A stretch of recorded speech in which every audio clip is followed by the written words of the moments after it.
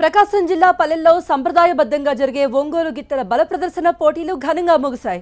పర్చూరు మండలం అన్నంబొట్లవారి పాలెంలో 6 రోజుల పాటు జరిగిన గిత్తెల పోటీలు ఆహ్లాదాన్ని పంచాయి. ఈ పోటీల్లో పలువురు రాజకీయ నేతలు, సినీ నటులు పాల్గొని ప్రజల్ని ఉత్సాహపరిచారు.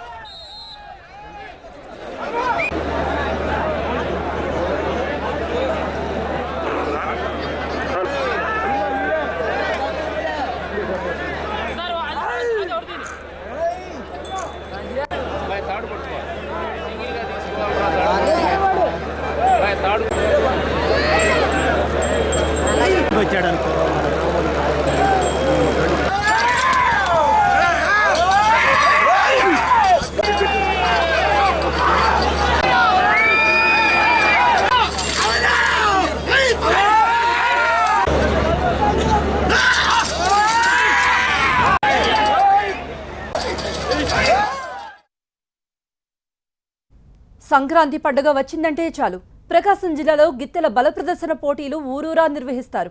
ఒంగోలు జాతి గిత్తెల బండలు లాగుతూ ఉంటే రైతులు వాటి వెంట పరిగెడుతూ ఉత్సాహపరుస్తారు.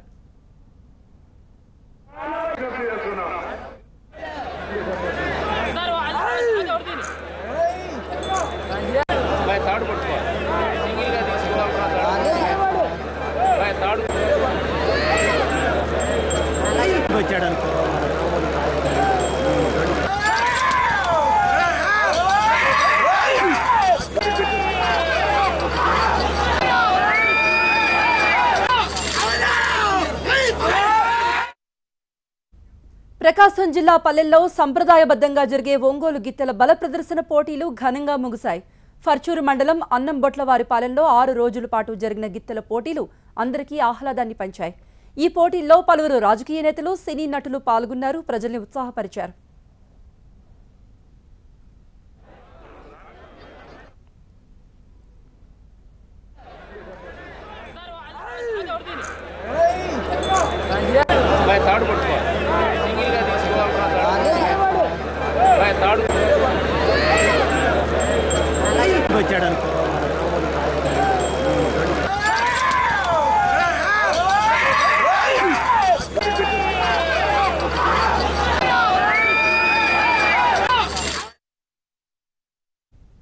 పర్చూరు మండలం అన్నంబొట్లవారి పాలెంలో 6 రోజుల పాటు 29వ రాష్ట్ర స్థాయి గిత్తెల బల ప్రదర్శన పోటీలు జరిగాయి.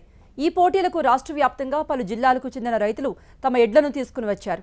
వేలాది మందిని కనువిందు చేస్తూ ఎడ్ల బల ప్రదర్శన నిర్వహించడం గొప్ప విషయమన్నారు సినీ నటుడు గిరిబాబు. ఇక్కడ ఎడ్లను చూస్తూ ఉంటే తాను వ్యవసాయం చేసినప్పటి రోజులు గుర్తుకొస్తున్నాయన్నారాయన.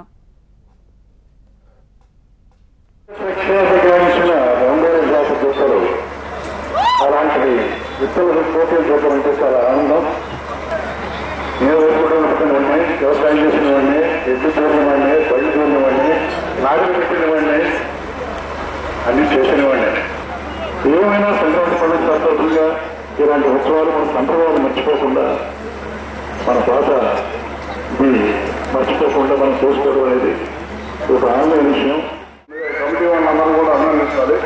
దాదాపు నాకు తెలిసి ఆంధ్ర రాష్ట్రంలో ఎక్కడ కూడా 29 సంవత్సరాలు కంటిన్యూగా ఎడ్ల పందాలు పెట్టిన ఊరు ఎక్కడ కూడా లేదు. ఈ కమిటీ తప్ప ఎక్కడ లేదు.